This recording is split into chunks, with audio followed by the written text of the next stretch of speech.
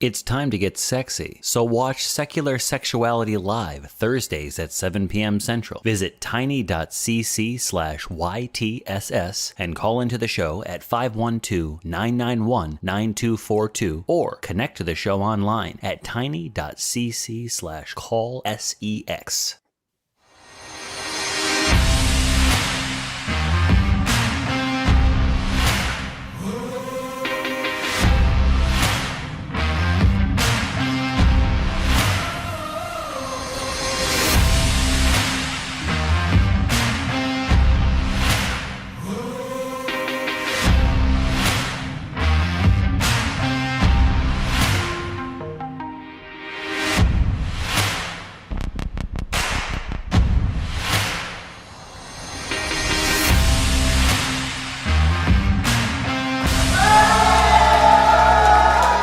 Welcome, everybody. It is December 5th, 2021. It always feels weird to say 2021. It's actually no longer going to be 2021 here soon, and so I'll screw that up for the first month.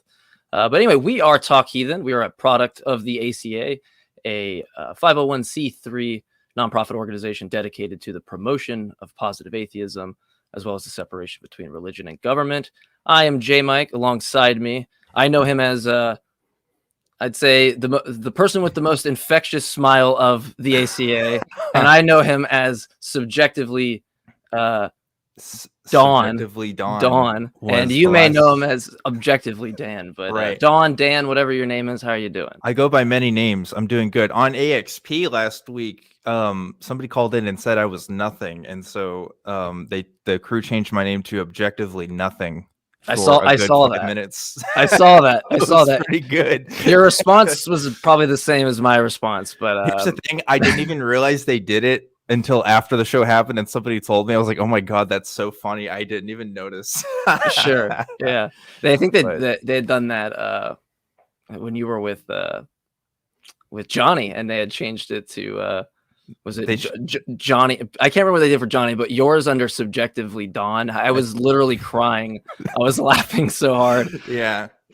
Good names are important, isn't that right, Jmike? Or should I call you Jonathan Mike? Yeah, so Mike, Jabroni Mike, whatever. Jabroni Mike. Yeah. Okay. I get it a lot. Michael Jordan backwards or something. Yeah, Michael Jordan backwards. I want to be like Mike, right? Yeah. Well, Dan, I saw that you did your last show on Truth Wanted with Anthony Magnabosco, and I think you said even that you did. I didn't know you had done two talks with him live. And you just did one recently, did you not? Or yeah, so I got the opportunity to go to Faithless Forum, which was great because they hadn't done one in 2 years. It was a vaccinated only event for YouTube content creators and stuff, and for people to meet those creators.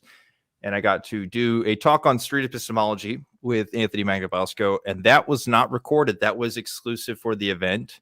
But there are other talks of me talking about it and him talking about it on the internet that you can check out. But that was a fun one. That was probably one of my favorite talks I've ever given. Honestly, Anthony's just really fun to do kind of workshops with and stuff. So yeah, I really enjoyed it. And yeah, like talking about street epistemology. But J-Mike, we've got a lot of open lines today. We do. We should really give a shout out for folks to call into the show, because we want to talk to you about religion, God, whatever. I don't know what whatever's on your mind, but we're pretty open to stuff. Yeah, we'll have the Truth Wanted vibes of really anything and everything. It doesn't have to just be religion, atheist or not. But yeah, call 512-991-9242. Please help fill up the lines and get some conversations with theists, atheists, spiritualists, whatever it might be. I really like the spiritualist conversations. I wish we get more of them.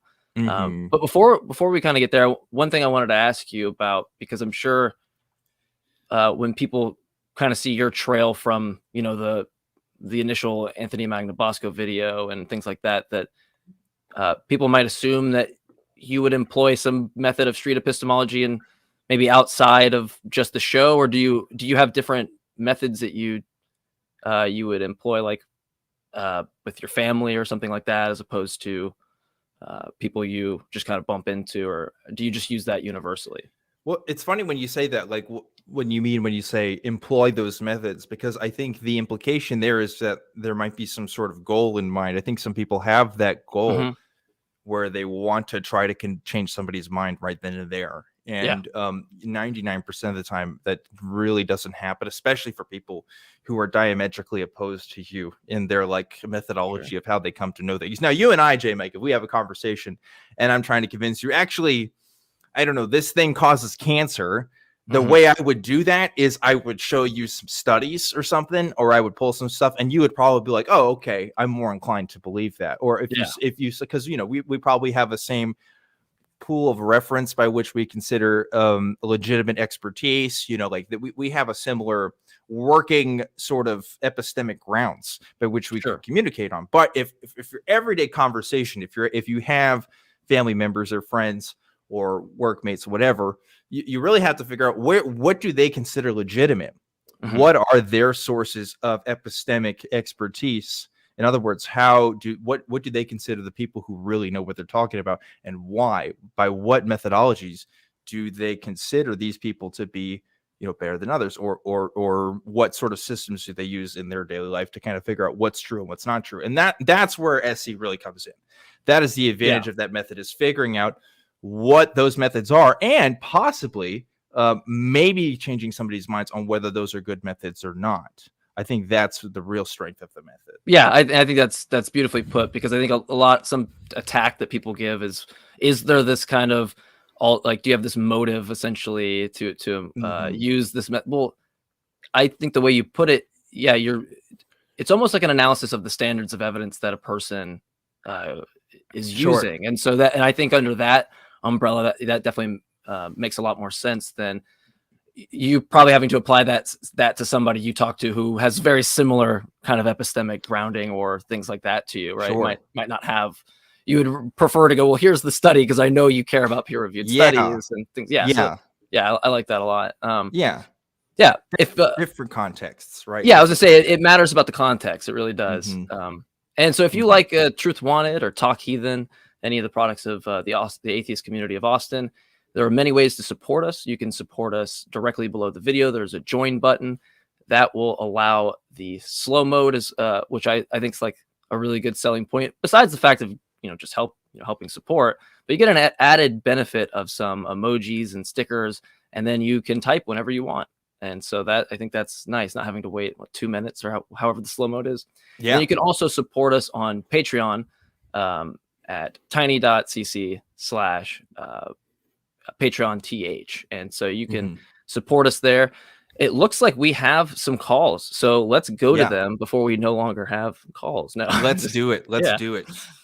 Let's go to Lionel. Pronouns are he, him in Mississippi. Wondering our thoughts on determinism. Lionel, hopefully I'm saying the name right. Thank you for calling. And Dan, what are your thoughts on it? On hard determinism, like the universe from the very beginning, it kind of determines everything that happens to us now in the here and now. Like I believe that to some degree. I think so. I think free will is kind of a real iffy concept. I don't think that necessarily means, I don't know if that makes me a compatibilist if I do think that like personal responsibility factors, because like our abilities to make decisions is still a part of a bigger system, if that makes sense. I would say that I'm a pretty hard determinist, though. I don't know. Are you the same way? I lean towards that. Lionel, what would be your thoughts on this, so we could be able to address, or we could address something more specific to it? Actually, I've been thinking about an argument, and I created one, and I just was thinking I'm going to call in and see what y'all think about it. Okay. Sure. Go for it. All right. So premise one is that actions that occur in nature are determined. Humans are a part of the natural world. Therefore, human actions are determined.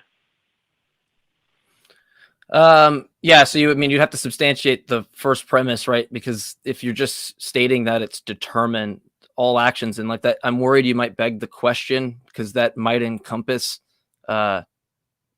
whether it be, I wish Shannon was here because I'll totally butcher neuroscience stuff, but the firing of axons or neurons or however that works, I think that would be embodied under the first premise under natural causes. What was the first premise again? To make sure I can, I'm not getting it wrong. Actions that occur in nature are determined.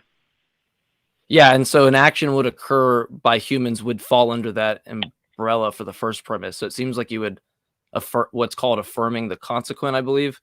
It seems like you would just be setting out to prove what you're already trying to prove in the first place, because that would, to me, be nested in that. I think it's, for me, it's easier than that. This is the way that I think about it. So we have an event, right? You could say at T1, right? Time 1. Jmike chooses some, let's say a Coke over water. Okay, I decided to drink a soda over water, so I can choose A or B. Now, when we go back, we have to ask for a question: what explains why I chose the Coke over the water?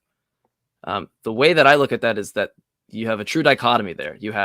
There's an explanation that explains why I chose the soda over the water, or there's no explanation. And if you say that there's no explanation, that infers randomness, right? So we can kind of rule that out to the side. And if you say there's an explanation, we only know about explanations in virtue of like causal series or things that have what you would call an antecedent factor, which what I mean by that is just a factor that's prior to the factor in question. And so you have that all the way down. And so when you ask the question at T1, what explains why Jmike chose the Coke over the water? If you say it's explained, I don't even know where free will exists. So to me, you don't have to really put the argument in the premise. You just have to ask somebody, in virtue of what, if you explain the event that I chose the Coke over the water, where does a breakage in physical laws all of a sudden come into play? Like, how could you say, well, free will was nested in there? Because we're talking about something that's completely governed by physical laws that don't break this series all the way through. So that would be kind of my position. And this is too, and of course I want to let the call respond, but this is how some people come to this compatibilist point of view, because they say, well, even though everything that's happening is a series of natural events, you can still consider part of that like free will. Like this is what people like Daniel Dennett say, right? But I'm with you in the same boat, Jmike. If you take somebody like a very famous example, like Phineas Gage, for example, this man who had this this railroad spike stuck in his head, or anybody who is exposed to like lead in their youth or something, right? Like that's going to affect their decision-making process for whatever they do. And that's a totally mechanical cause we can look at and show like, well, look, if this mechanical process is affecting people's decision-making, then it could also follow naturally that, that entire decision-making process should be mechanical. Because if one mechanical part can affect it, then who's to say that it's not completely all mechanical, right? So that's what I think of when I think of like our decision-making process. I do think it's all natural. I do think it's mechanical. Whether you want to call something in there free will or not, that's fine. But it's definitely not like, there's definitely not like another realm governing me. Like there's definitely not like a soul part of that process, because it wouldn't make sense. Why would my physical body have anything to do with my internal sense of self if there wasn't a connection there, right? So anyway, yeah, Lionel, what would you think about our thoughts on that? Yeah, that makes a lot of sense. I'm actually like new to like learning arguments and debates and philosophy, and so that's the main reason I called, because I wanted to like present an argument, and the main thing is I wanted to know where I may be wrong in my argument, so I can maybe try to make it better.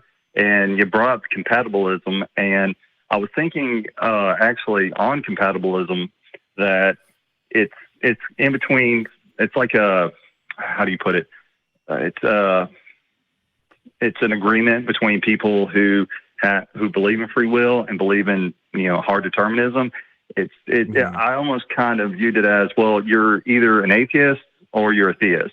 Well, there's people who are deists, and it's like it's kind of a cop out. You either are a hard determinist or you believe in free will. And I think people who share this compatibilist view is kind of like, doing the same thing as a deist. Like, well, you kind of have free will. You kind of, it's kind of determined.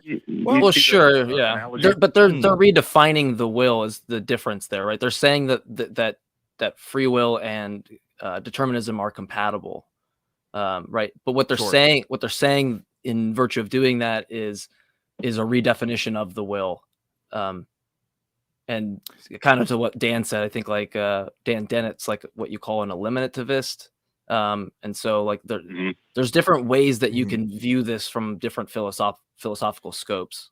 Right. Because, you know, determinism, this has really large implications for human society, right? You know, there's a lot of stuff in philosophy that at the end of the day, sometimes it's just navel gazing. But if you really think about what we consider, you know, how we consider a good functioning justice system should look like, right? There are some people that go so far as to say, well, if this is totally external, if this is a completely natural thing, then what does it mean to hold moral agents accountable for their actions?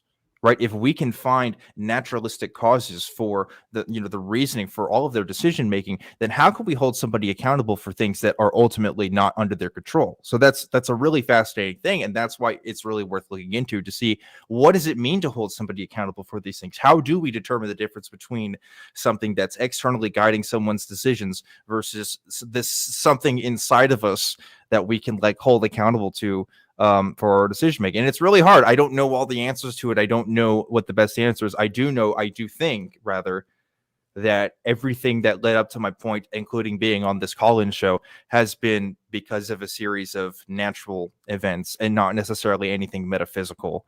And that's kind of where I draw the line personally. Yeah, and I would worry about the first premise. Oh, sorry. Go ahead, Lionel. Oh, no. I was just about to say is, you know, I'm in law enforcement and I'm a hard determinist. And so it's kind of hard for me to enforce a law, for example. And when I believe this person couldn't have done other than what they did, you know, it's so I just wanted to make that point, but I'm sorry, go ahead. Yeah, no, implications of things are, you know, that's something to consider. I had watched a debate a friend of mine had with somebody that was also an atheist, but they believed in libertarian free will, and they kept just bringing up moral implications, and that's those are secondary, right? My biggest thing is when people talk about certain things, that does no indicate to me. It shows. I'm not saying you're doing this, but there's some form of bias to me when someone's like not willing to believe in determinism, which could be the true states of affairs, right? Regardless of what we think or care, that could just be the state of affair. And if somebody goes, well, the implications bother me, that has no bearing on the truth value of determinism. It is either true or it's false. And so getting hung up on that, like people do sometimes in debates, is like, it's irrelevant because what I care about is truth. You know, you can deal with these types of things secondary, and there's positions in philosophy like what's called consequentialism, which is like this idea that moral actions, you look at whether something's wrong or right in virtue of these consequences. And for me, it still seems to be that if some legislator or something proposed some law, and let's say that law was supposed to save 10,000 people or something, right? But at the end of the year, it would protect, you know, X amount of lives, but instead it actually causes more people to die. We would still say that person's morally responsible, regardless of if their volition was otherwise. Like they wanted something else, but that wasn't the case. So for me, the question, especially with moral implications, I don't know how relevant it is from the same reason that, you know, if you do some action and you had free will and it didn't result in the thing that you wanted, you would still be responsible for the outcome. And that's, I think, what we have to look at is just the outcome.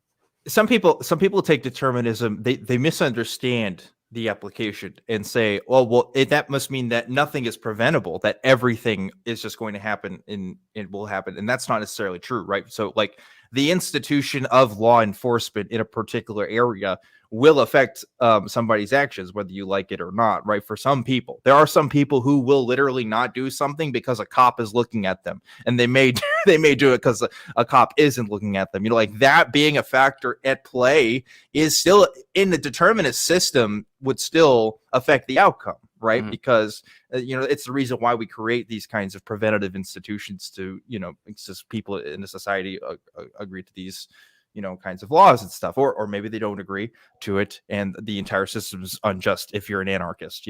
Obviously there's different political philosophies at play there, but like that, it doesn't, just because a determinist system exists doesn't mean that you can't change the outcome. It just means that it has to be done through naturalistic means rather than any metaphysical ones. Sure. Right. That's where I think, that's how I like to think about it anyway. But yeah, because there's actually a distinction. You could take determinism, or what some people call necessitarianism, which is this idea that the world could only be one way, right? Right.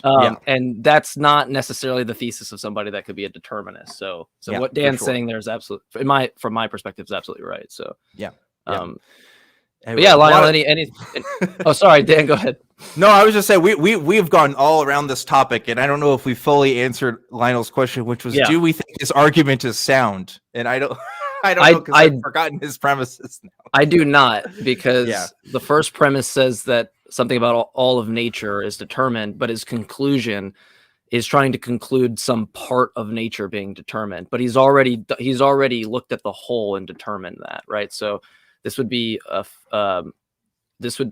fallacy, one that you could, I believe you call fallacy of division, where you look at a whole and then try to say like the part of it has the same property, but you're also trying to use the whole to prove that. So it seems, you couldn't. It's not that you couldn't reformulate the premise, right? It's just that formulation of it is fallacious.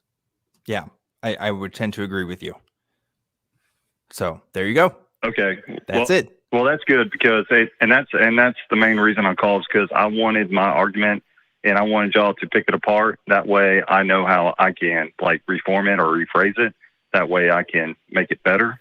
So yeah, excellent. And just keep in mind when you conclude that if one of the premises establishes the whole, and you're trying to prove the same thing within the part, you already did that in the first premise, right? Yep.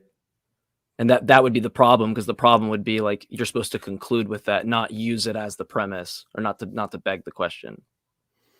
So I would just look at that when you reformulate it, and that'll help you probably find something that actually deductively follows.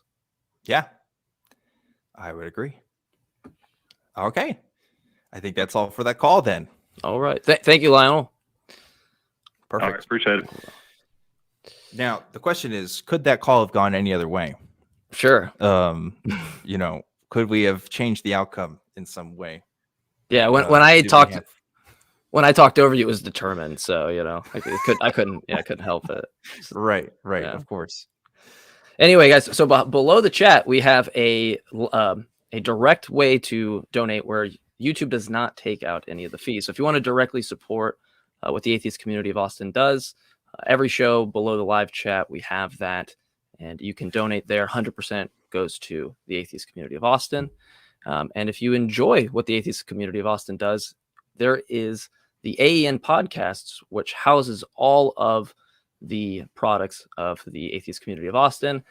And you don't have to look at my face or Dan's face. You can carry on for a jog or work out or do whatever it is you do. And so check that out. Please support us there. And then we also have a fan-run Facebook at tiny.cc/FGTH. I always decide to make a big point on this one, because this is kind of how I got started. It's funny because I went out, started talking to people in communities like this, and the first person that actually messaged me on TikTok was Anthony Magnabosco. And he messaged me, and I thought about this like right when the show started. He messaged me and was like, "Hey, I really enjoy what you're doing. Keep up the work." And for me, that was a huge spark. I don't know that I continue on with the nature of how TikTok is. I don't know that I have the motivation to carry on without Anthony Magnabosco's words there, reaching out to me. So I mentioned that, and that in these types of communities, you never know, someone can reach out to you and say, "Hey, I like what you posted or what you did there." And yeah, so it goes a long way. You ready for more calls, Dan? Yeah, let's do it. Let's talk to some more people.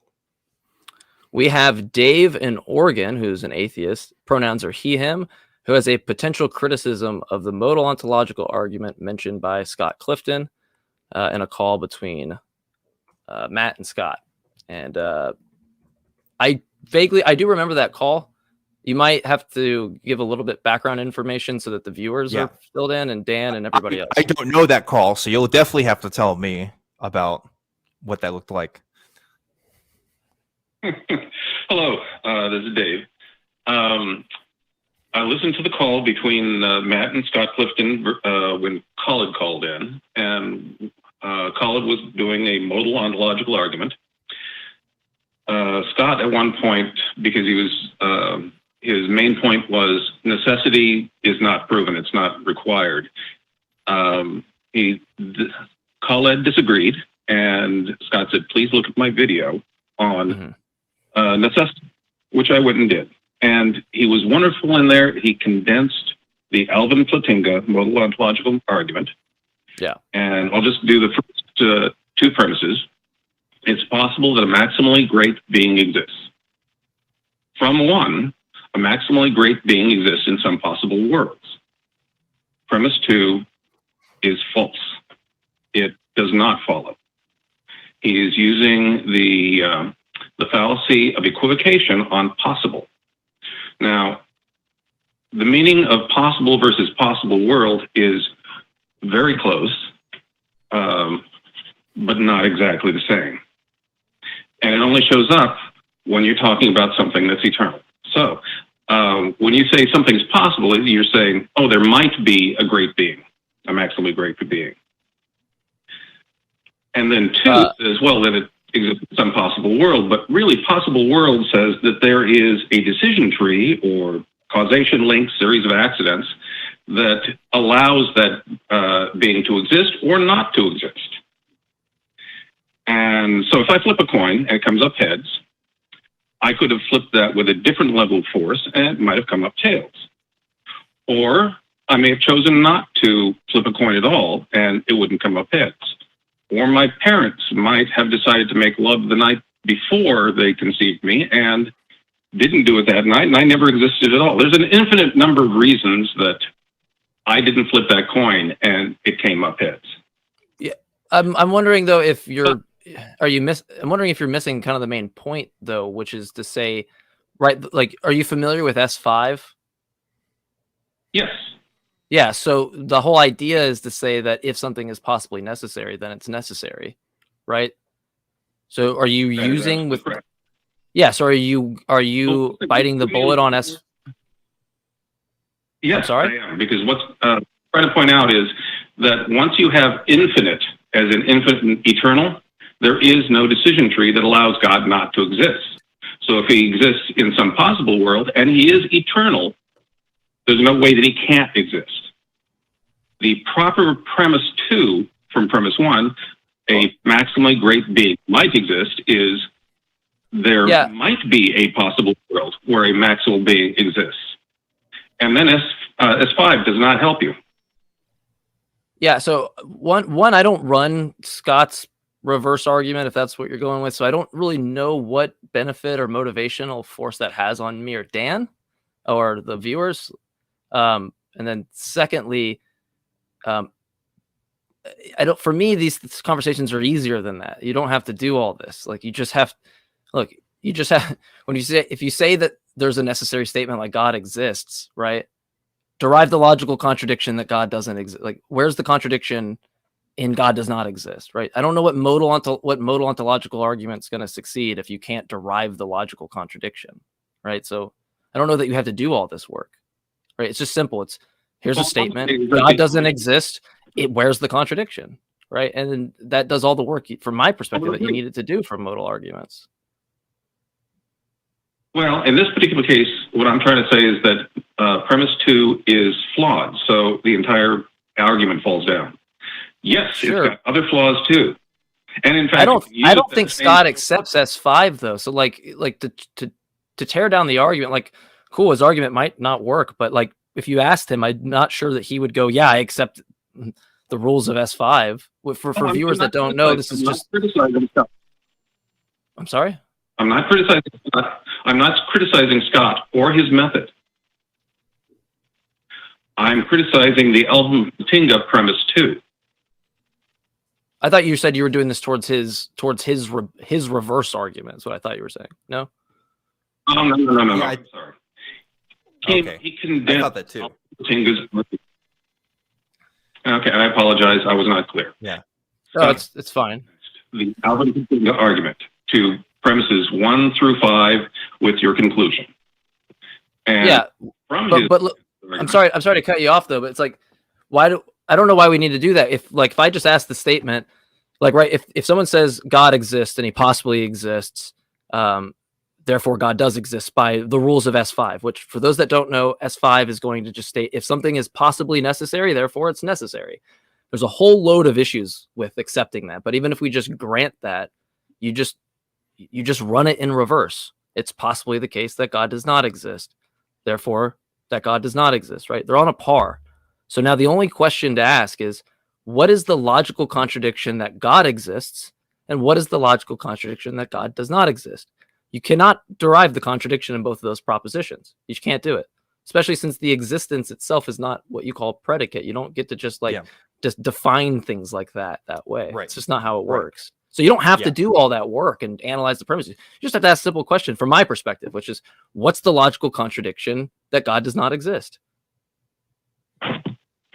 Because if it's a logical contradiction, then in every possible world, right, we should be able to have some way of establishing that there's a contradiction in every possible world.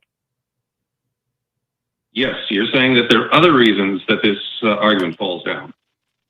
Well, I'm saying there's other reasons because S5 to me is just garbage, but that I'm just granting it just to show that it still is a terrible argument. Yes, and I'm saying that the argument falls down even before you got to S5.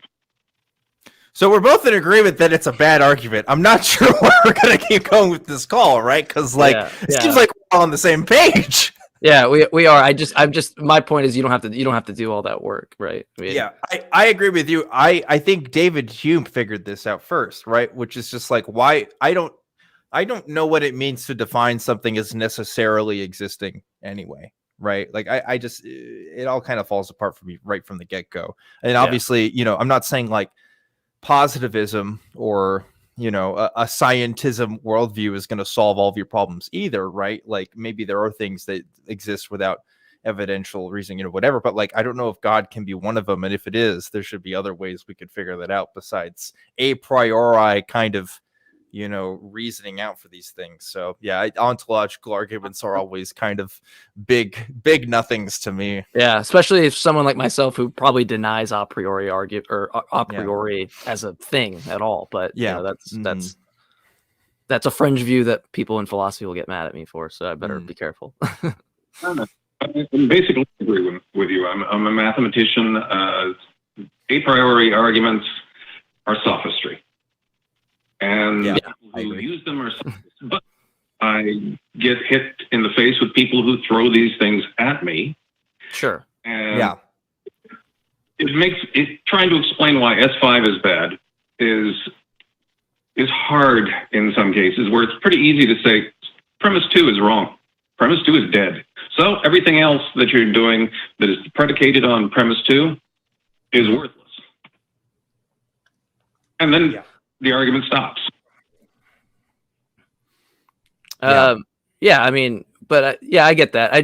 I kind of take an Graham Oppie approach that where like, at any point someone could read a premise and just treat it like a bus stop and go, yeah, I'm getting off here. Right. Like, no, it doesn't stop anybody in premise. This is why like premise arguments to me they're not useless, but I don't think there's a silver bullet theist argument, deductively speaking, that's going to convince the atheist. I don't think there's a deductive argument for atheism that's going to convince the theist, right? You're going to have like preconceived notions kind of built in, or things that you have built into it.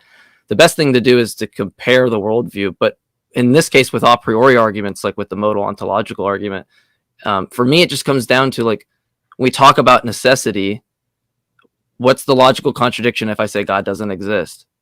Yeah, I don't know that anybody's delivered on that. And that to me seems way easier than going through whatever premise they can go, let me write the premise, because you can do that as much as you want. And in my anecdotal experience, Jmike, and you're probably, obviously this doesn't happen every day where you're talking to Christians about ontological arguments, but like I know a lot of Christians personally who hear these kinds of arguments and aren't convinced by them either.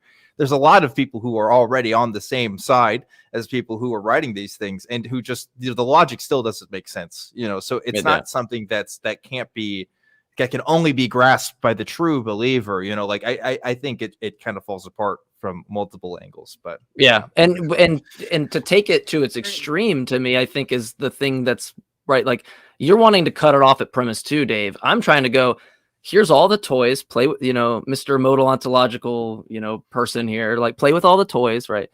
We'll run through the argument, and I'll give you under S5 the same rule, right? We'll grant that, and I'll just say it's possibly the case that God doesn't exist, therefore God doesn't exist.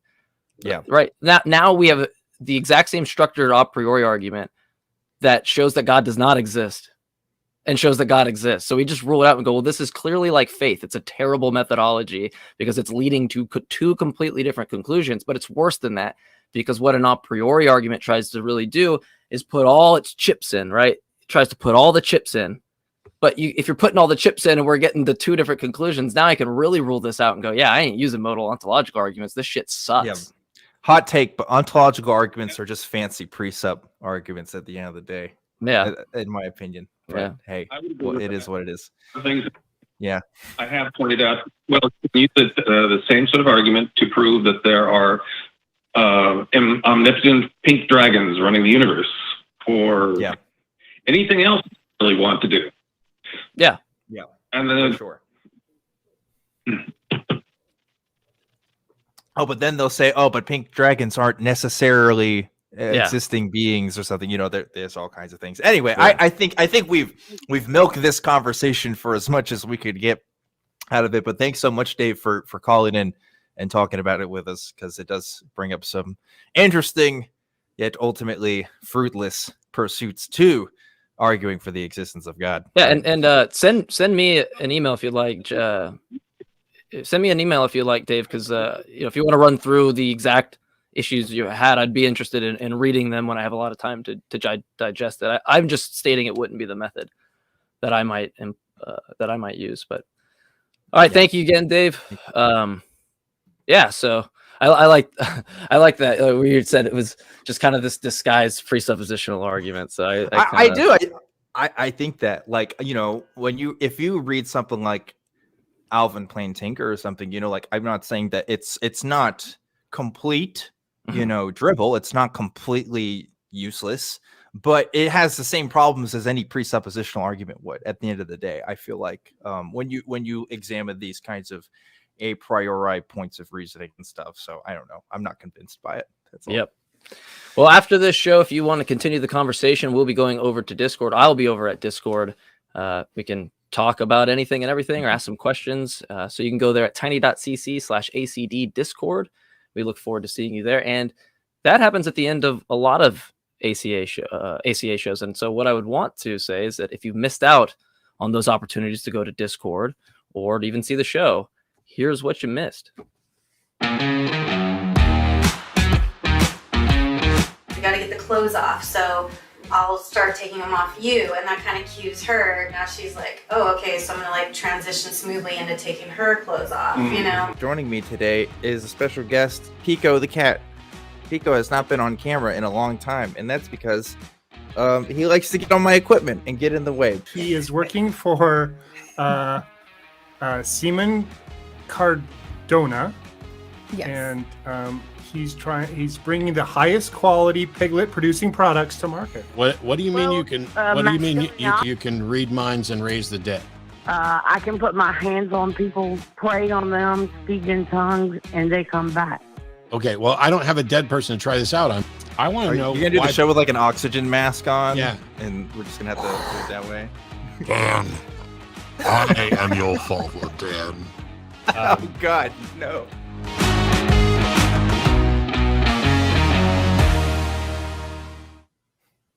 Look at you, Dan, making it on multiple. I know, a couple different reels there. You're a clip master over here. What can I say? Don't make this. What can I say? The promos love me. Yeah, don't make this like meta analysis of clips a clip, please. Yeah, please don't. How deep can we go though? That would be fun to see. Well, we went pretty deep before the show with safety copies, but we will not get into that. So yeah, let's not get into that conversation. Yeah, that's for another time. On one of those clips, there's a show called The Nonprofits. It is the flagship show of the atheist community of Austin. Go get more subscribers. We get 10,000. Go get 20,000, 30,000. Do that with all the shows. Do that with Talk Heathen, Truth Wanted, Dan Show. Do that with Secular Sexuality. Do that with any and every show. You should do that with shows you support in general anyway, but especially our shows, right? Especially Talk Heathen, especially right now. Yes. But right now, I want to go dive in real quick before we get to calls on the top 10 patrons, or top 5 patrons of the week, if we can have that up. Or we can come back and maybe we'll just go ahead and get a sneak call in before we do top 5 patrons. I'll leave it to you, Dan. Well, you're the host today, Jmike. I'm just cruising along. But I say let's do a call. Let's do a call and then shout out our patrons. Let's do that. We'll tease the patrons. Yeah. All right. So we are going to Dale in California. Pronouns are he, him. If God was created for us, wouldn't there have to be a different God for each galaxy? Interesting. Dan, what would be your thoughts on that? Would there have to be a God for each? I don't know. I don't know what makes gods the like provincial leaders of galaxies, or why the galaxy, because like galaxy is like a specific location in space. Like I feel like that'd be a weird line to draw, pretty arbitrary. Maybe universes would be better. I don't know.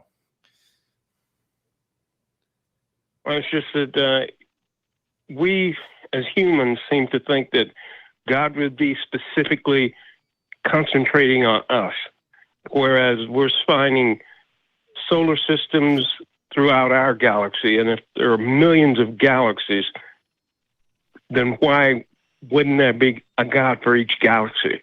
If there's one God, why would he be concerned with just one species?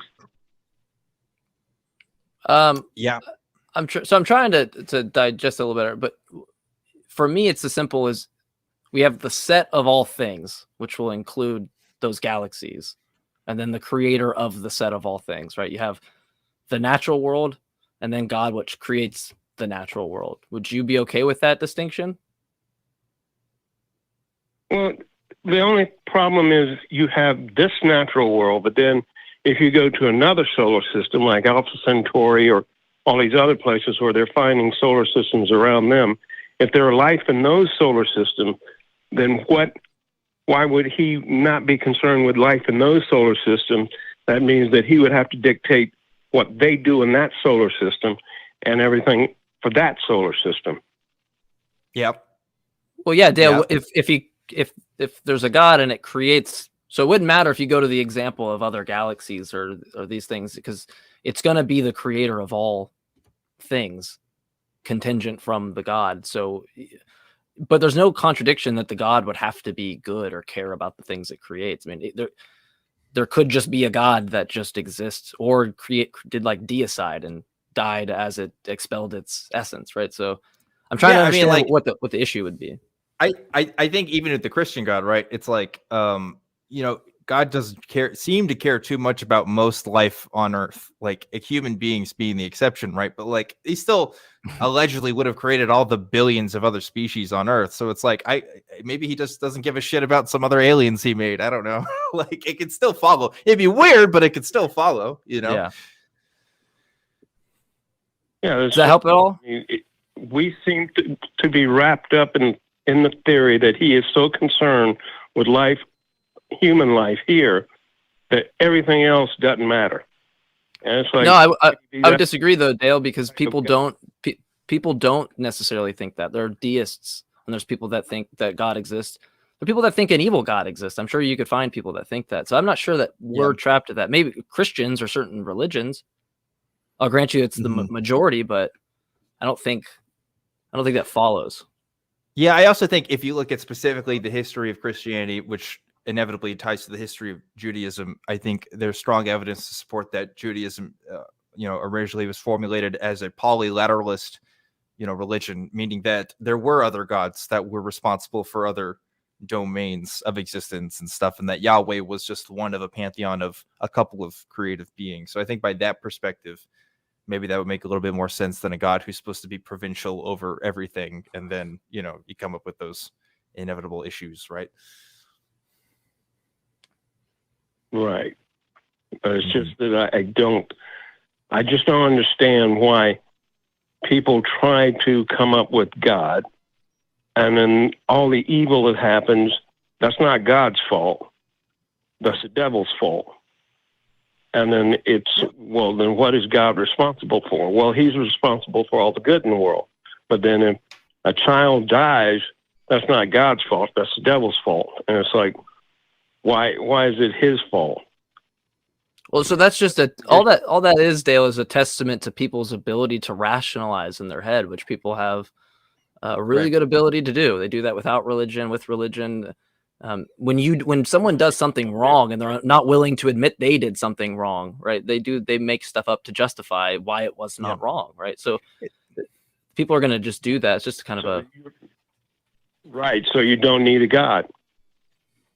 Well, yeah, but what I'm concerned about, and maybe this will help. God. What I'm concerned about are epistemic reasons why somebody would know that the God exists.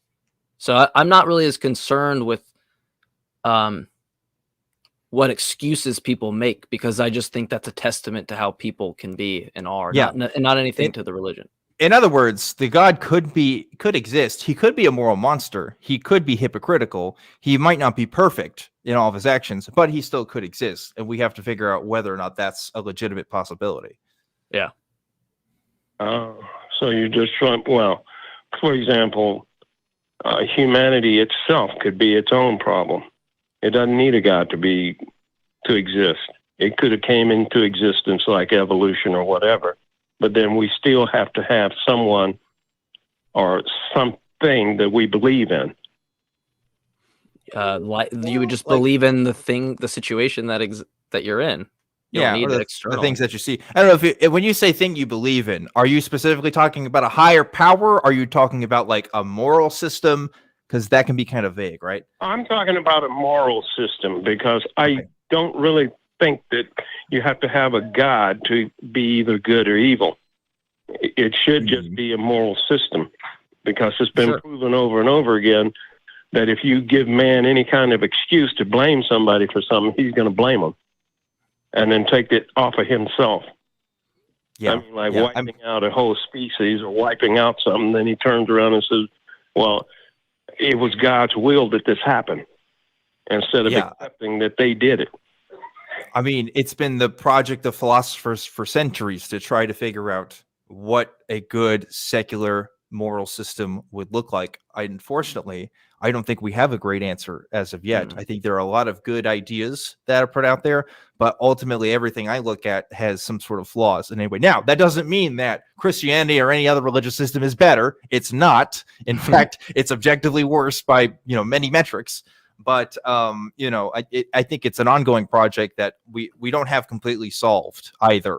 And I'm very skeptical of people who say, oh, we could just, we've got it all figured out, and we don't need, of course, we don't need God to have answers. But I think as human beings, we're still also trying to figure out what does good justice look like? What is a good moral system? Because it's a hard and difficult question to answer, contrary to what some people say about it. Yes, so, wouldn't it be better for us to try and answer it for ourselves instead of trying 100%. To depend on a God? 100%. We're definitely on the same page there, Dale. But Dale, people do this every day. I mean, it comes down to people recognizing the state of what it means to be a conscious creature. We all recognize people that don't empathize with that. There's underlying reasons why they don't, because they can't actually, right? Because they can't feel that type of emotion or feeling, right? Then it's going to be foreign. And so I'm not saying it's justifying why someone acts in one way, but when you really break things down, Dale, everything will come back to well-being, because that's what everything's based off. Like I use this example a lot. Look at the Christian or any person, the Muslim or anybody that's going to go to hell or heaven, they're only worried about it initially, not because they get to be with God or not be with God. It's because it directly affects their well-being. And even if they made the statement, I want to be with God, I mean, think about the first term, I, right? It relates to them. It affects their well-being. We all do this, whether or not you think your moral system comes from a God or not. Everybody uses the basis of what it's like to experience. And so my argument or my point here is to say, we already do it without looking to an objective moral standard. Yeah. And even if we could point out an objective moral standard, I don't know that that changes the people who go against that, because either they're biologically predisposed in that way, and we get back into determinism, or, it doesn't matter to them that we have identified some objective standard. So you're still always going to have that. My point is that we already recognize what it means to feel pain. And most people who can actually empathize and utilize that, that seems to be the basis that everybody uses. Okay. That I agree with. So I don't think we need objective morality. Right. I still don't understand why people try to still say they need a God. It's like, because some people benefit from the systemic forces that are in play. If you're a straight person, you benefit from the systemic discrimination that happens against LGBT people. If you're a Christian in a Christian majority nation, you inevitably benefit from that when your politicians are the same religion as you. There's a lot of power forces in play here as to why they feel like that this moral system has to be the legitimate one, because it justifies their current existence and their current way of doing things. Yeah. People at my high school would all go to these church camps and stuff because that's what the popular kids did. And so it created this artificial, like, God exists type train that never had any reason for them to believe other than outside motivations or communities that they want to be a part of. So that's why people believe. There's a myriad of reasons. Yeah, there are. I agree with you. There are a myriad of reasons. There's a myriad of reasons why religion has been used throughout the ages to perpetrate evil on everything. And then we blame it on God because we don't want to take the responsibility for it. Yeah. Slavery, everything else. But then we say it was God's will.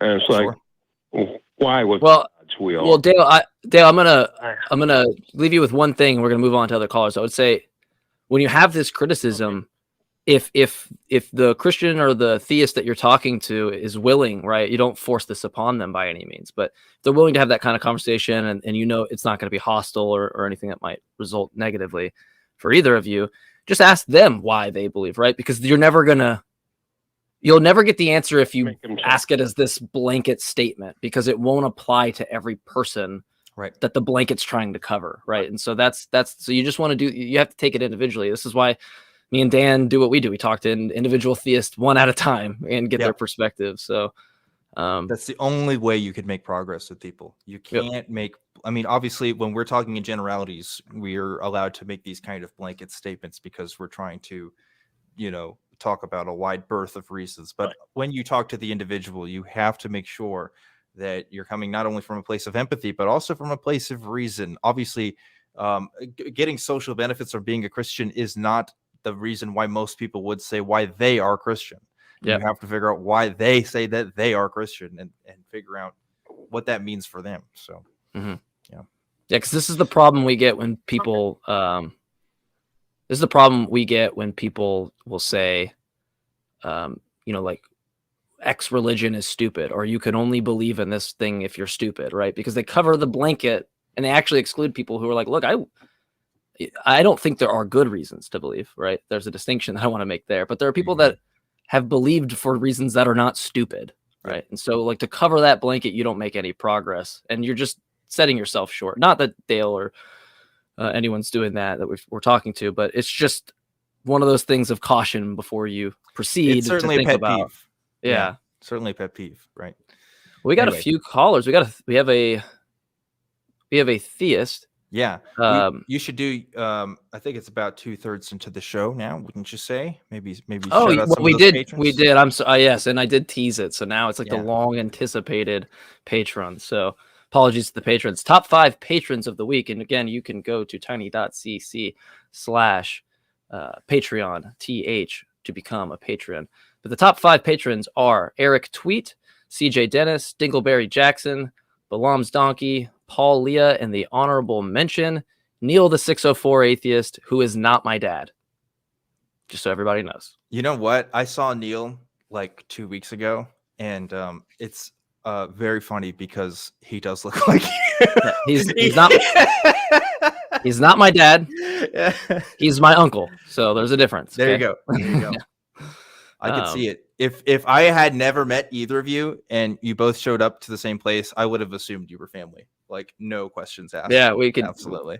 I think we joked. I went on his channel. We joked about that. It was like what the whole theme of the comments were. So I'm used to it. I'm adopted, I guess, at this point. So there are worse people you could be adopted by. You know? Yeah, that's very true. All right, so we'll go to Setuf. Says pronouns are she, her in Spain. Why is it important to be logically consistent? That's an interesting question. Yeah, I wonder if the question requires logical consistency as well. But anyway.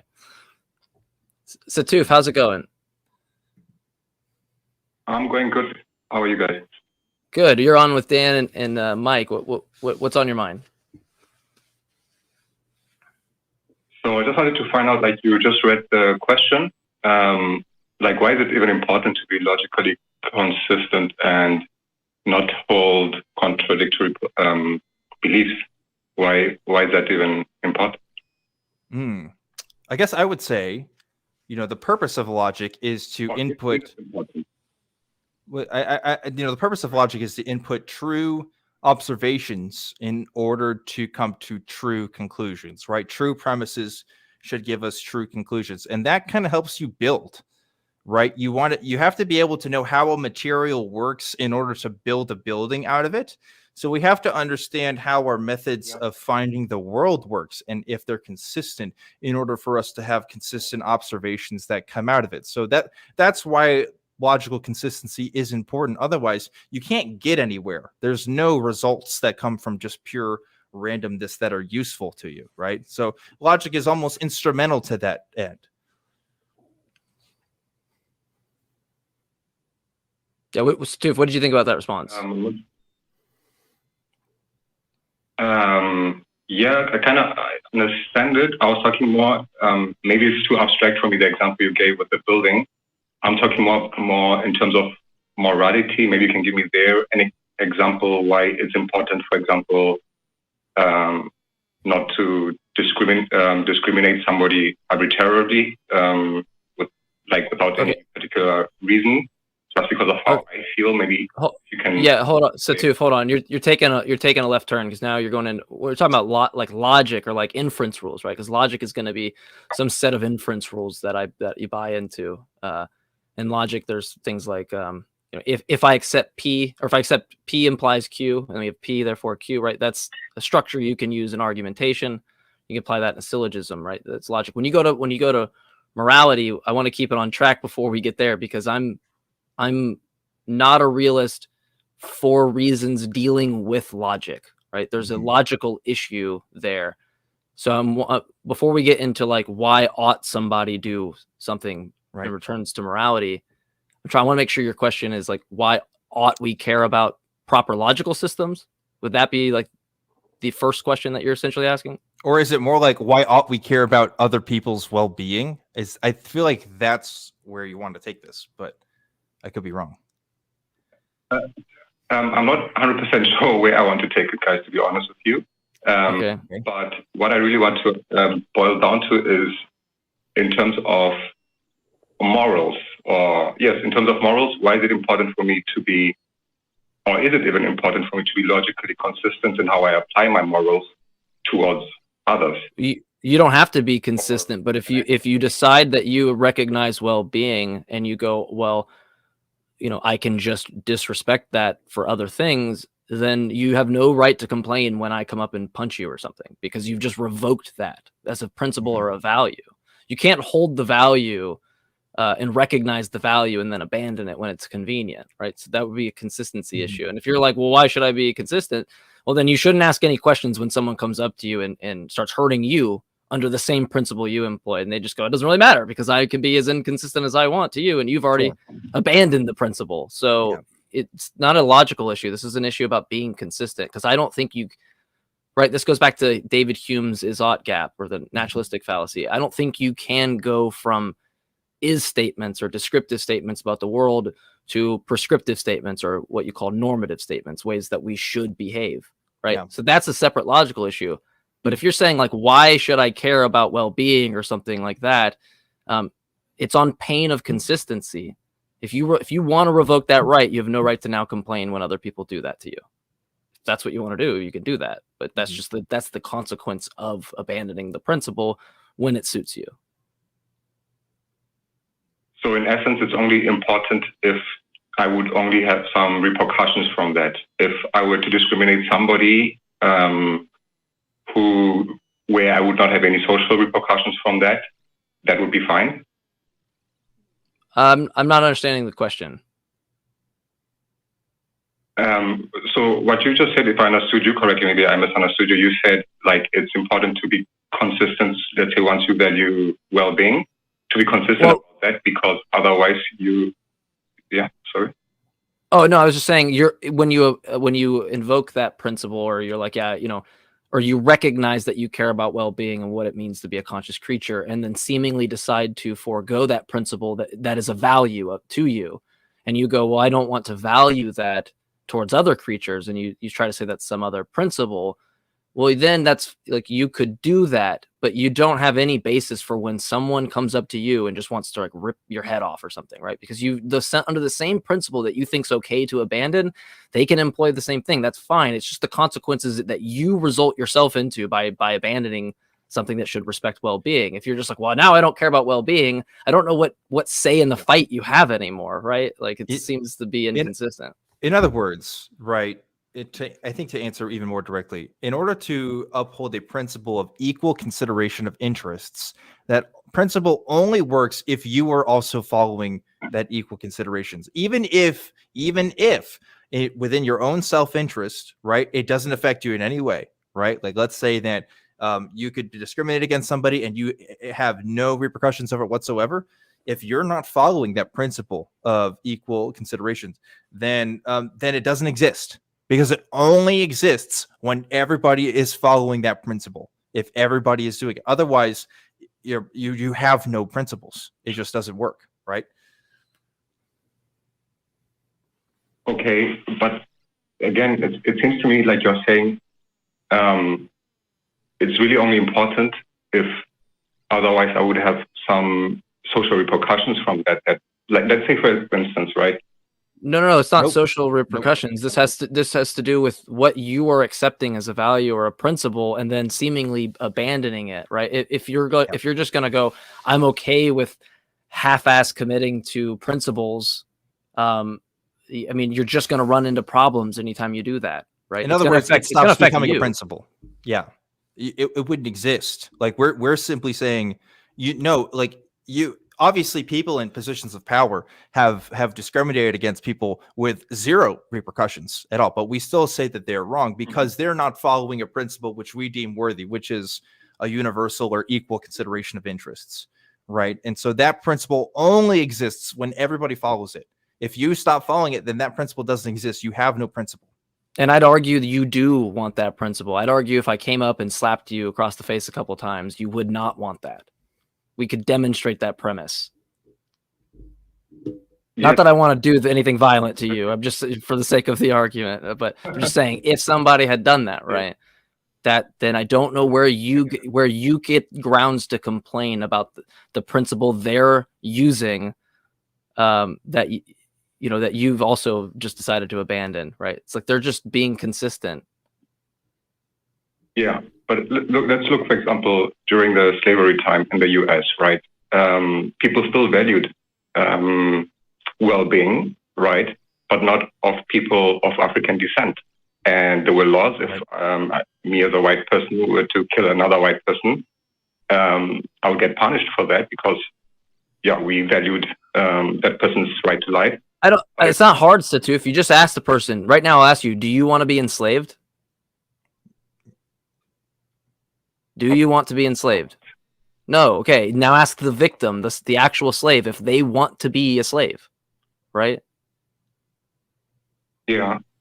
Yeah. So yes, but we all have these are all principles within us that we recognize immediately. The only time people want to go against that is in bullshit conversations of philosophy where they're like, oh, I can just find some reason why I can. No, this is like the way we experience. The only way you try to get out of like, well, actually, I would become someone's slave is if you want to like try to run some philosophical argument just on pain of showing that it's inconsistent or something. But the problem is, it's look, I disagree with Sam Harris's views, but it's very similar to just put your hand on the hot stove and you can immediately find what's important to you. I don't think that's a logical reason. I don't think you can derive the logical what you should and should not do, but on pain of it being consistent, you can't just go put my hand on the stove and then now it's okay for me to put someone else's hand on the stove when you just recognize that it fucking hurts. Right? Like I don't see the consistency there.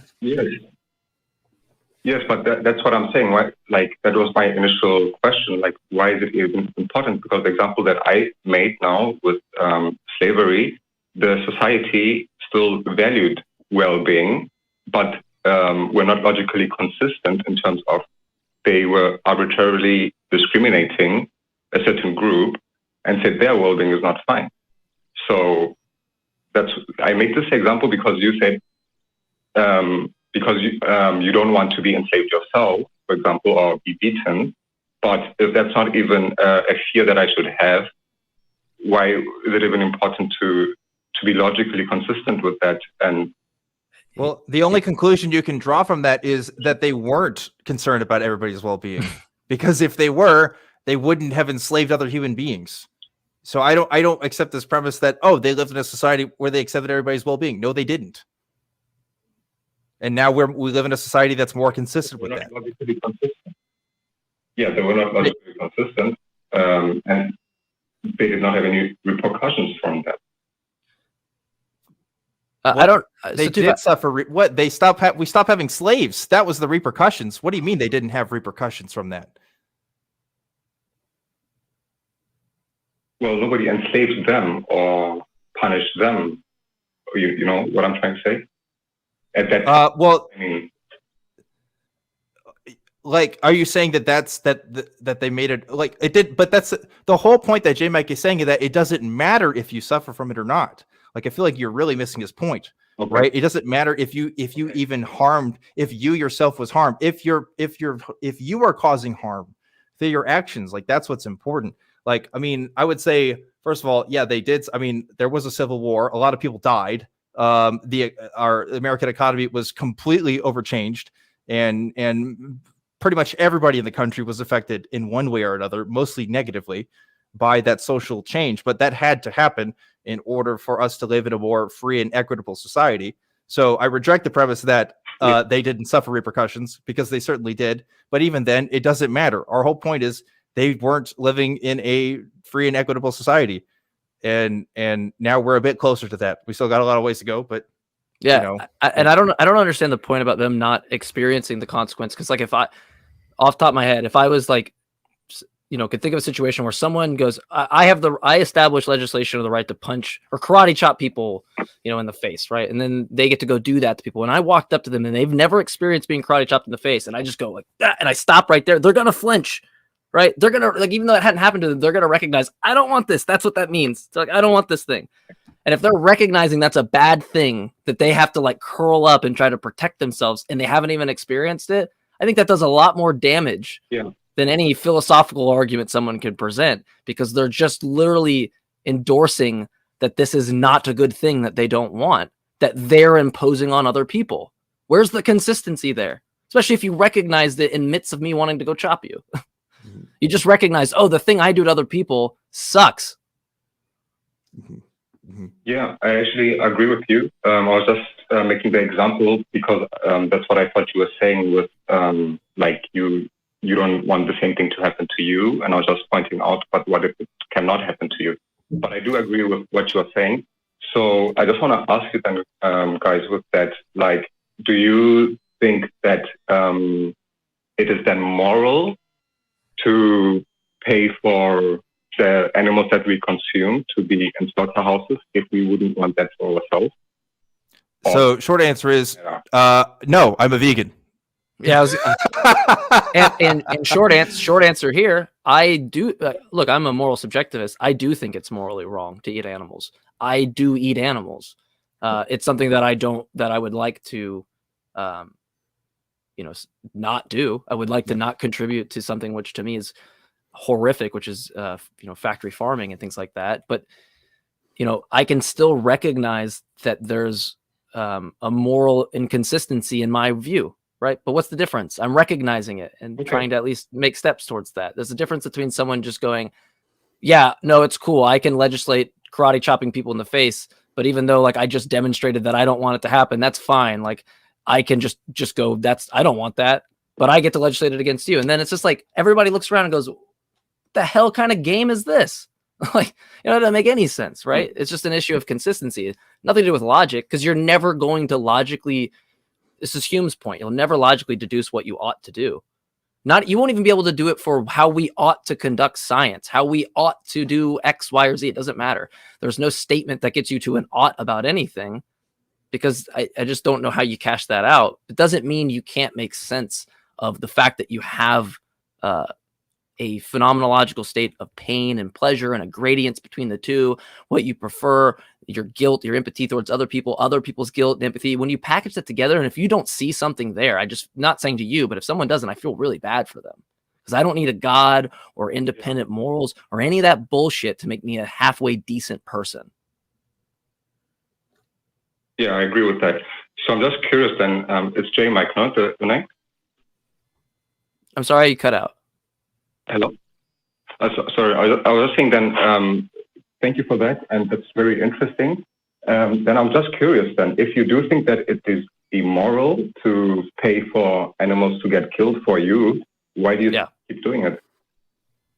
Because I'm an immoral heathen. No, because it's something I've recognized that I haven't been able to capitalize on. I'm a human that makes mistakes. I'm a human that doesn't live through all my promises. I'm a human that doesn't necessarily call my own family back when I should at times, right? There's plenty of things that I want to work at as being a better human being, and that's just one of them. But if I'm just going to stop and kick rocks and go, well, I'm still getting a chicken sandwich, I'll never ever get to the point where I won't, then that doesn't seem, that to me, that route seems worse than, okay, I did something that I regret or that I perhaps feel guilty or recognize as immoral by my own principles.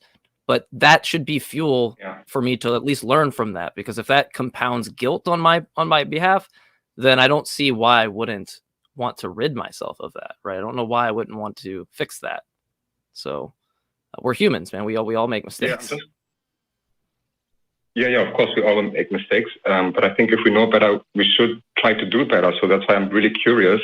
Like, what is your justification for paying people to kill animals for you personally? There's no moral justification. Okay. Yeah. I like the taste of cheeseburgers. It's an immoral thing. Okay. So, okay. That's it. I don't have it's simple. That's it. Cool. I guess. All right. Thanks, Setuf. Thank you for your time. Thank you guys for the nice conversation and the honest conversation. I appreciate it, and enjoy your evening. You as well. All right. Yeah. So, well, Dan, I'd actually be interested in your perspective as someone who I'm not a vegan. Like, would you prefer the non-vegan to not recognize it, or like, what would your position? No, I think the recognition of that is the first step. I think it's the first step of the process. And to be frank with you, that doesn't mean that the community has different perspectives on what that path should look like for every individual, right? Mm-hmm. Because the sad fact of reality is, of course, most people can't cut cold turkey That's just not how it works for most people. Most people, it's a gradual process. If you start by just cutting out dairy products, and then you start by cutting out some other kinds of products, that seems to be a good way to do it. Of course, there's going to be other things you have to run into.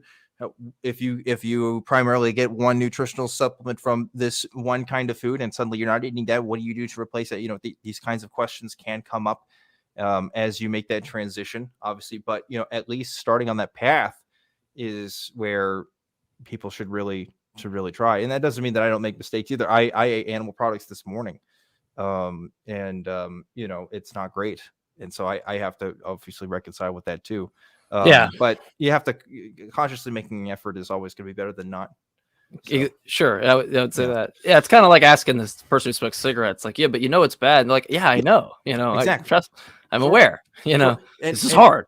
and we live in a culture that it has created whole institutions to make it very easy for you to get edible products anywhere you go, and in some places it can be your only options for many periods of time. So there's a lot of systemic reasons why people are, and I think that if we make those changes on an institutional level, people will be willing to do more stuff, and that comes with the accessibility of more not just substitutes, but also just like education on food and health sciences in general. Sure. But really just kind of making those changes where okay, yeah, maybe this person in this part of the world can't make that change. What can you do in your part of the world? And start by asking yourself that, and just take responsibility for what you can do, right? So sure. Yeah. Well, let's try to get to another call. We have a theist on the line. So let's go to Ron. Wanted to continue, pronouns are he, him in Canada, wanted to continue the conversation about objective morality. So I think we have a theme here today, Dan. Oh boy. How's it going? And welcome to the show. You're with Dan and Jmike. What is on your mind specifically? Oh, thank you for taking my call. I appreciate it. And nice to meet you guys and chat with you. You as well.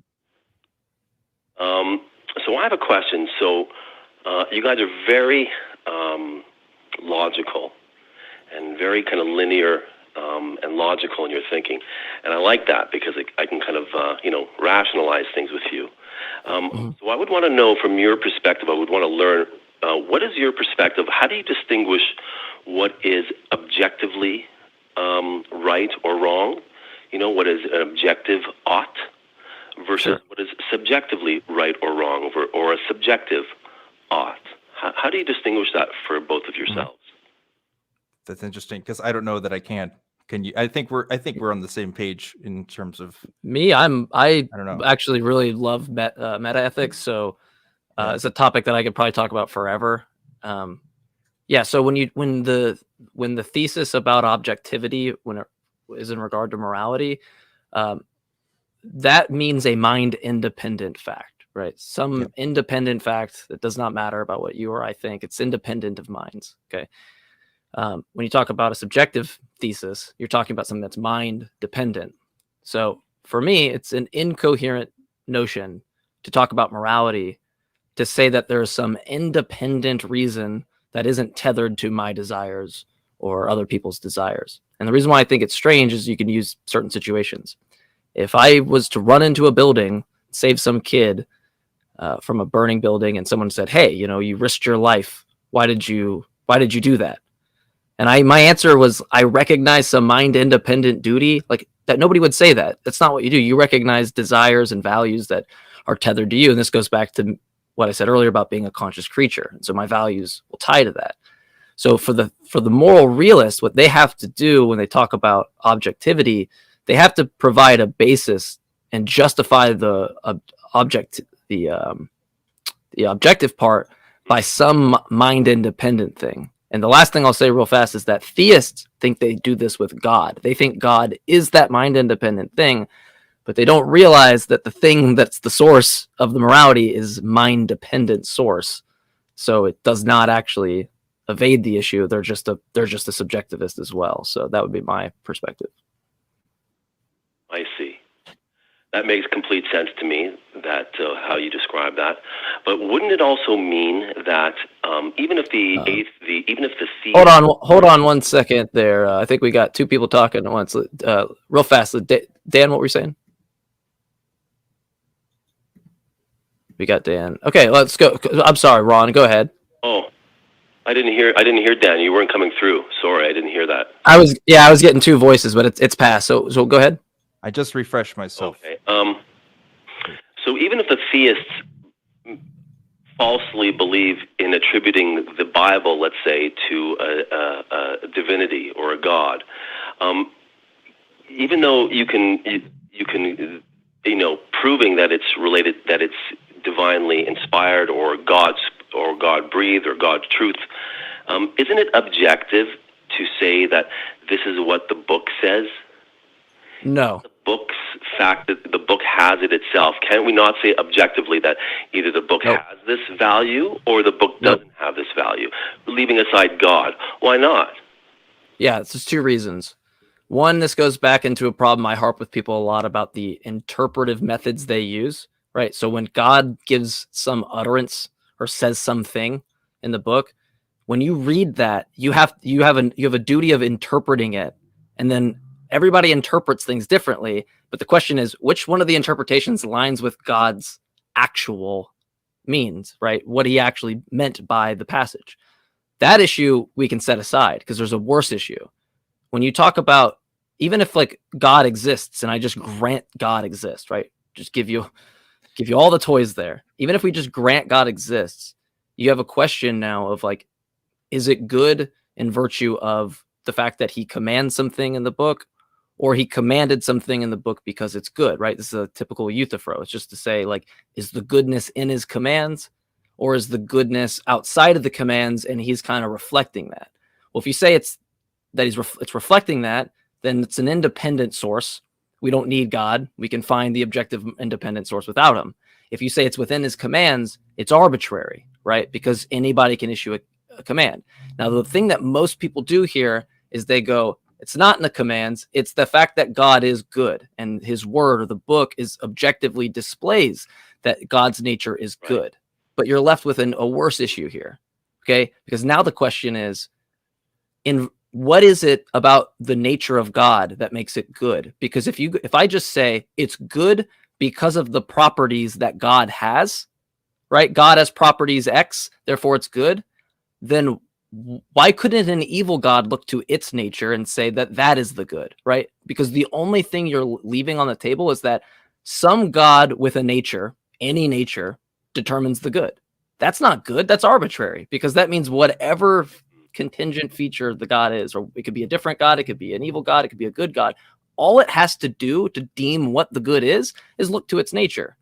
That's non-independent. That's mind dependent. That is depending upon the properties, the consciousness, the mind, whatever it might be. It's depending upon those properties, and it's arbitrary, because if I substitute that God with an evil God or with different properties, we would say that's good for the same reasons. Mm-hmm.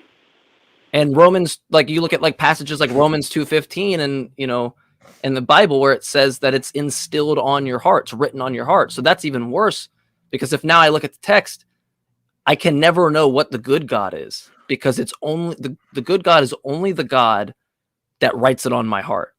And any God could do that. But that doesn't tell us what the good is.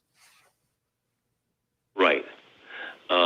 Does the fact that what the message is in the Bible, the fact that it lines up and is congruent with my conscience or your conscience, what most of us likely deem is good, does that have any relevance? You're asking me if mind-dependent facts determine that. No, the idea is to have a mind-independent one, not shared dependent. And this is appealing to social consensus, which doesn't make it objective. Yeah. Mm-hmm. That's an even better point. Well, let's take if we take the logical extreme of that. Let's say the Nazis in Nazi Germany at the time. They knew that they were committing wrong, but they knew internally that they were committing wrong, but they knew that at the same time they would not be judged or punished for it because that was the normal of their society. What would you tell them? What would your answer be to them who were doing it? That what they even thought may have been righteous?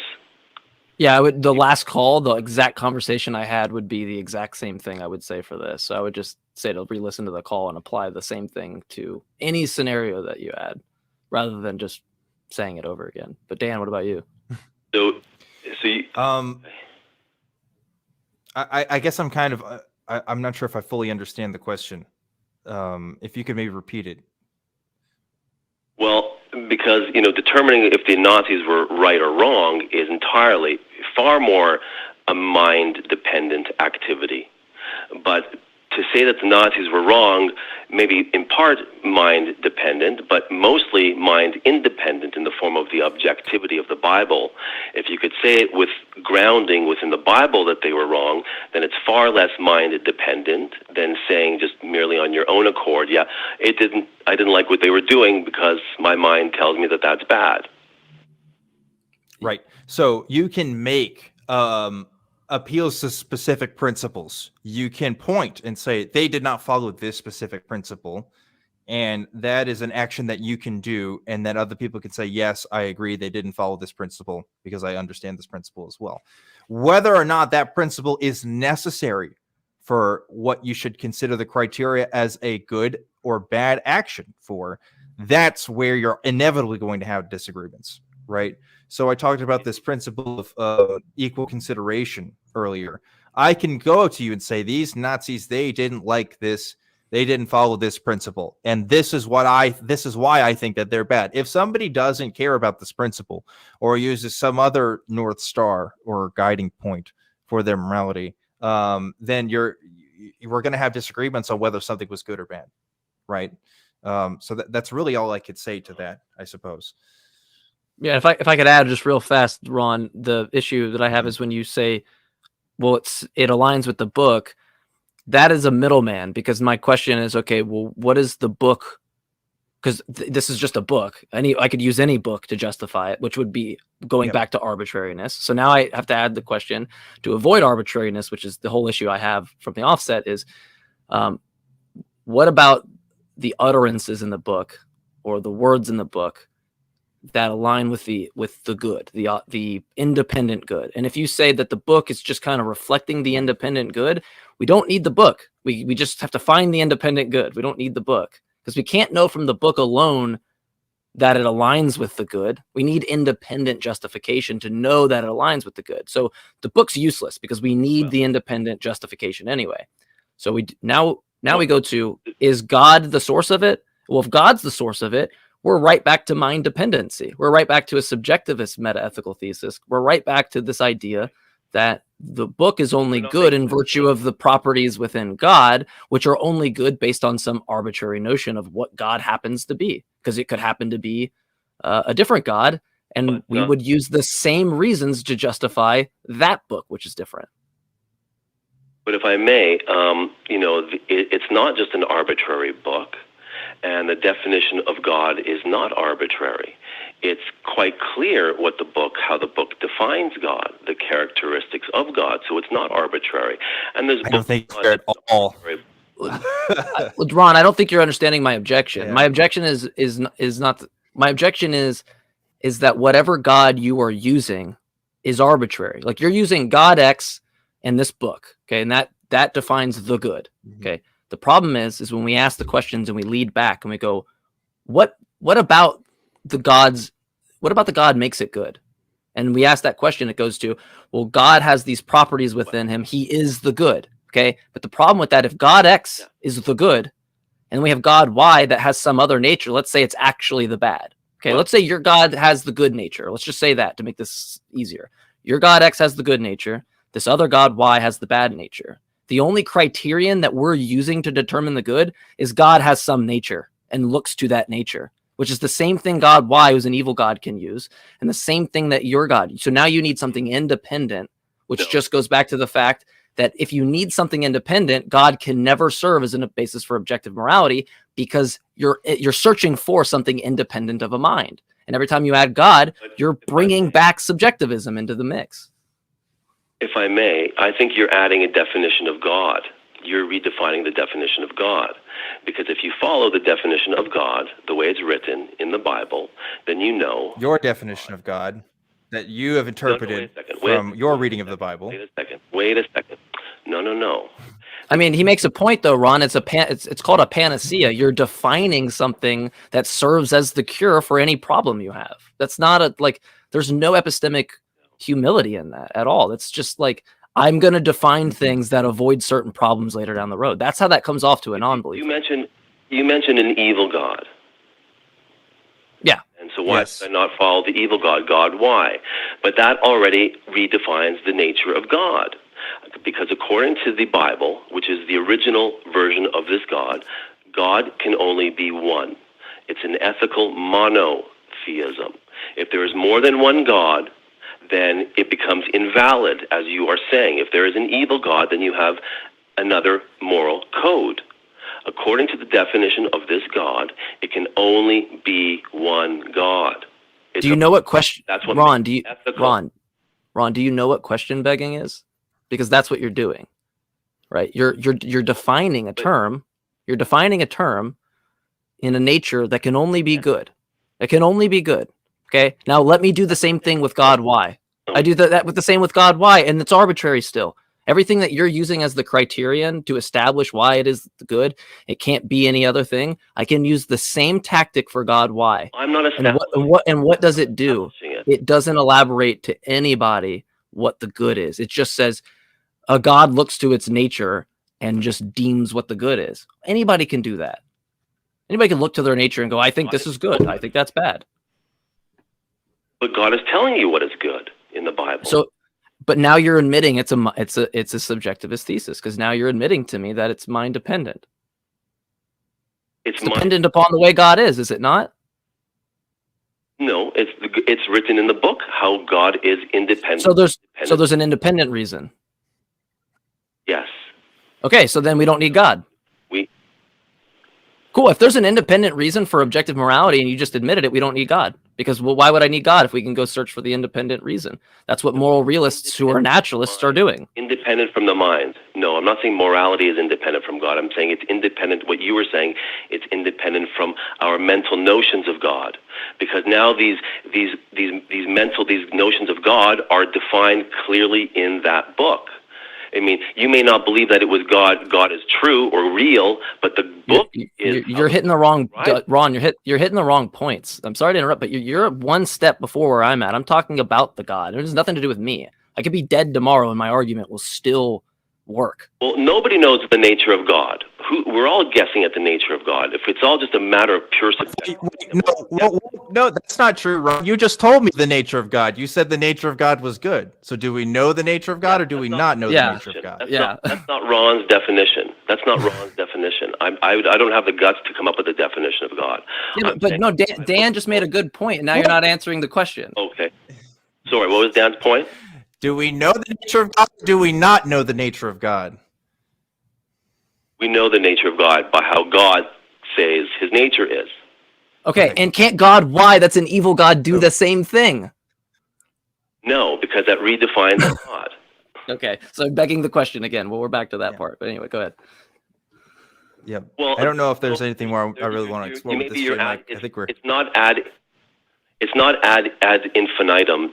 There's no infinite regress. God is the original. That's how God defined itself. God in the Bible defined itself. So there's no infinite regress. There cannot be a creator of God. Ron, this has nothing. Look, I'm sorry. I'm gonna have to mute. This has nothing to do with an infinite regression at all. This has to do with a very simple point that you're saying God is good, which when I'm asking to get to how we know God is good or what is the good, you just say it's defined as such. So one, I don't know how you don't know that that's not begging the question, right? We're asking why, and you're just saying it is so. Okay. Two, everything that you've listed as a criterion on to determine the good can be utilized for God. Why? Which we're saying upon analysis actually has an evil nature. Okay. That God can do the same thing under the same basis that you believe God X is a good God. Now, in virtue of what removes the arbitrariness from those two? That's the only question we should be answering. Well, I don't know of any book or any book that had the impact on the world, or that a book that aligns with my conscience that is evil. That's your criterion, is just a book. A book says a thing. That cannot be just your criteria. His reading of a book. Well, it's not just a book. It's not just the book. It is just a book. Personal incredulity. It is just a book. Have you demonstrated that it's not just a book? Because to me, it seems that nobody's like, this is like saying I have an idea of a unicorn in my head, and I'm going, have you demonstrated inside your head that there's a unicorn? No, you don't just start from the fact alone that you did all the work. Well, okay, but I'll tell you why the book is important, and more than just an arbitrary book like a.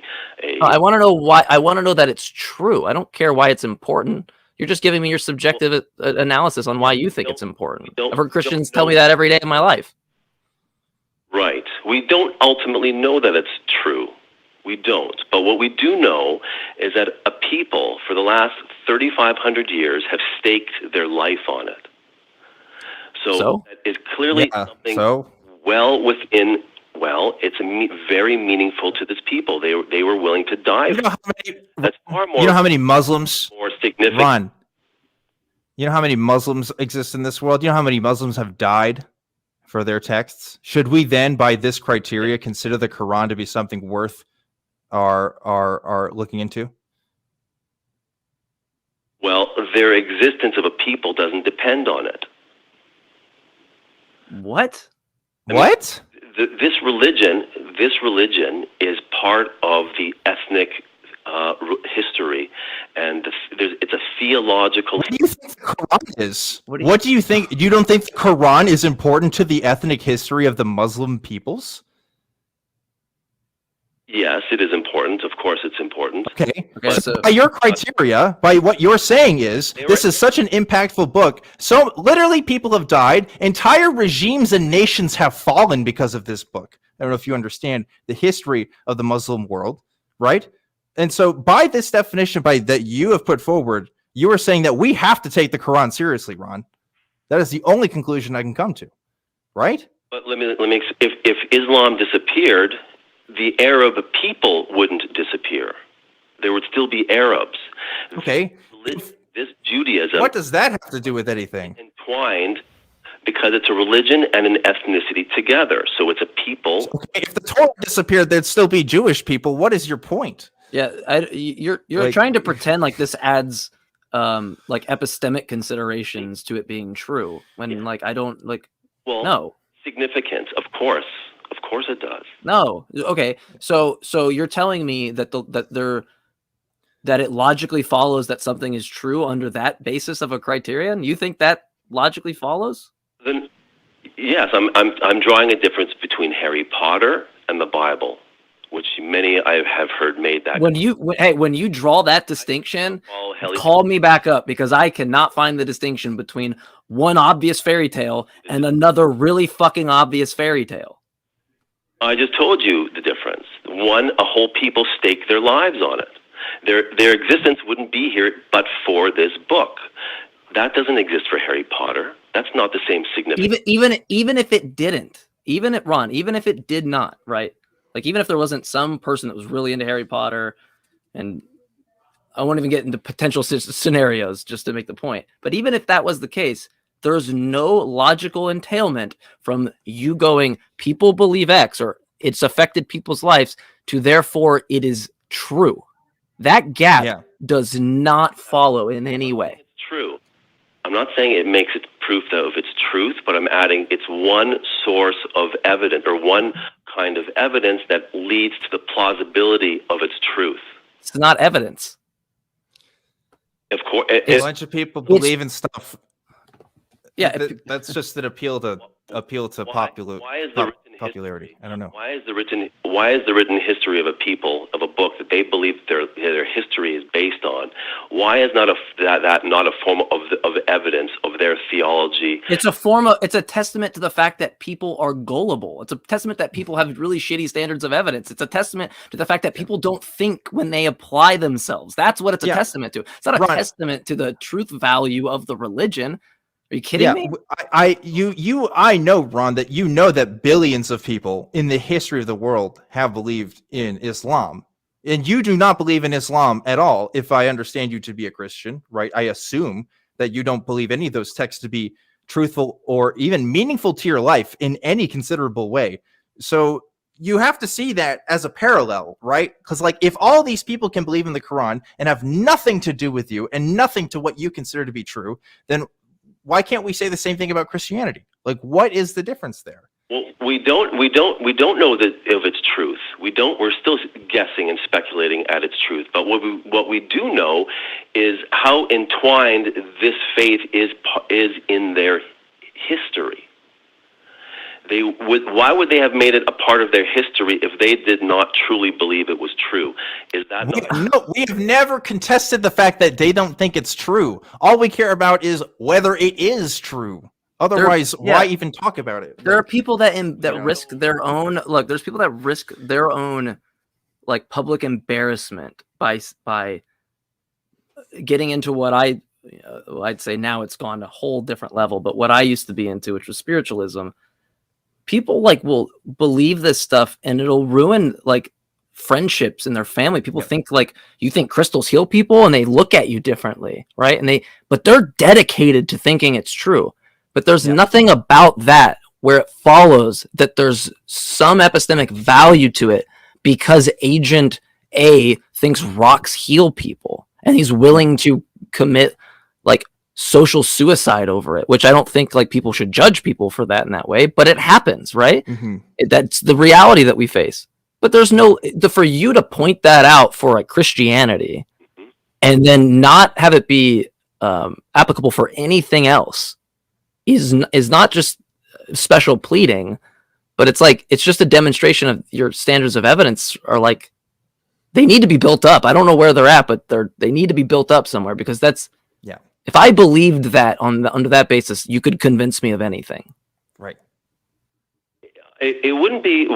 I would say it's not proof. Again, there's no proof of the truthfulness of any of these statements that I'm saying. I'm not proving for the existence of God, but all I'm saying that it's one piece of positive evidence for the truth. Then let's say zero evidence from the book of Harry Potter. There's zero evidence for the truthfulness or the plausibility. So if people started dying for Harry Potter, if people started depending on their cultural lineage of Harry Potter, that would elevate Harry Potter in your mind. Yes, that would add one piece of truth of evidence that maybe there's some. Well, doesn't that say something about your system? Doesn't that tell you that maybe this way of evaluating evidence is perhaps implausible, if not incorrect? In some fashion, because I think we can both agree that Harry Potter has nothing to say about reality, right? Like it doesn't describe reality. But Dan, it has something to say in virtue of a lot of people dedicating their lives to it. If that doesn't sound weird to you, or not weird, but wrong, then I'm from Waco, Texas. You know what happened in Waco, Texas in 1993? A lot of people died because they followed the teachings of David Koresh and got into gunfights with the ATF and the FBI. And there are still people that live on that compound to this day. I don't think their dedication means jack squat. I don't care. That doesn't. That they're not worthy of my consideration because we can look at what they believe, and it has no jurisdiction over the truth or what I should say about reality. In any way. That's one piece of evidence. I'm saying that's one piece of evidence, and I'm saying it shouldn't be. It shouldn't be. That's what we're saying. You shouldn't consider that as a piece of evidence. Yeah, even if I granted that it was evidence, which I don't think so, but even if I grant, we got to run because we're getting short on time. But even if I granted that was some form of evidence, it's not sufficient evidence, and there's a lot of work still to be done. And I would also be consistent and apply. Ron, I'm gonna have to mute you. I would be consistent and apply that to other, like Dan already did it. He already pointed out something. I think that if you were to listen back, you would go, yeah, I don't think Harry Potter has any basis on reality. But you think so once it's established that people will do things over it, that somehow has mind independent, like truth or something, which is weird to me because it's clearly dependent upon the way that minds just read Harry Potter and then decide to do dumb things over that. But regardless, you know, it's I think we identified the issue, which is I think so too. I would really also would like to add something I wanted to say earlier is that if you're using the Bible, to come up with your definition of God, you have misstepped from the very beginning, because the Bible is a collection of texts written at least 1,000 years or more apart from each other, from various authors, dozens of authors from different time periods and different cultures who had various ideas and interpretations of what God is, what his morality is, and what that being like who they think it should be and what it should be to those people.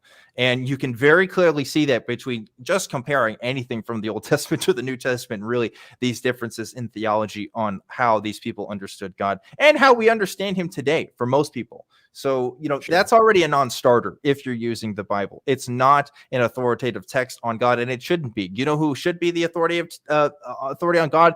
God. Unless you're getting it from God himself, or if God wrote a book, then that's something. But otherwise, you are getting it from people, and people are always going to be infallible, right? So anyway, infallible. Sorry, fallible, not infallible. That would be a different conversation. But anyway, well, Dan, where can viewers that may not or may be familiar with you find you at? Oh, well, you can always follow me on Twitter at ObjectivelyDan, where I like to shitpost about all kinds of stuff. But I am mostly known for being on Truth Wanted live Fridays at 7 p.m. Central, and this show right here. I do make my appearances on Talk Heathen. So come find me on those places if you want to see me.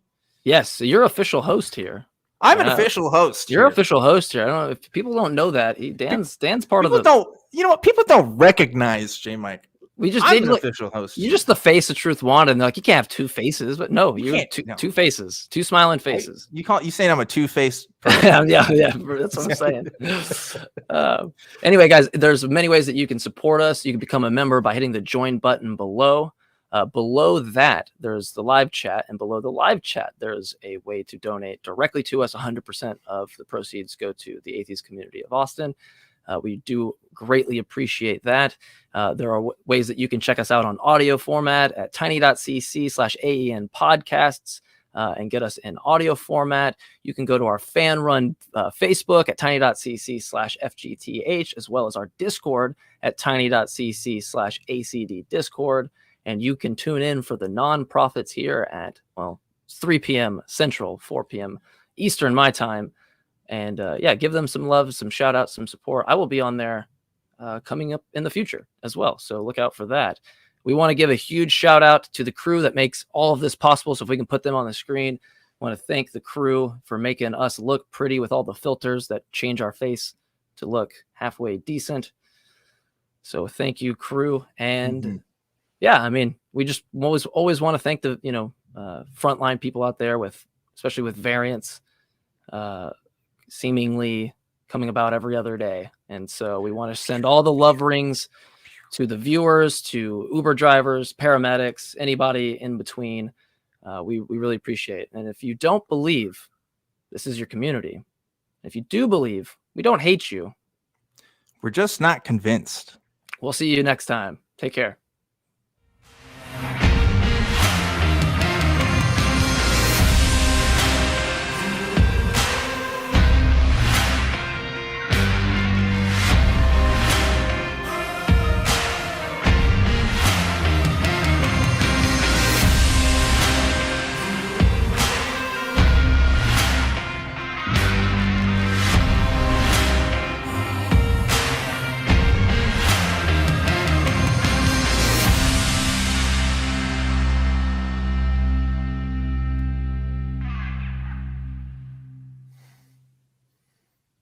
We want the truth, so watch Truth Wanted live Fridays at 7 p.m. Central. Visit tiny.cc/YTTW and call into the show at 512-991-9242 or connect to the show online at tiny.cc/calltw.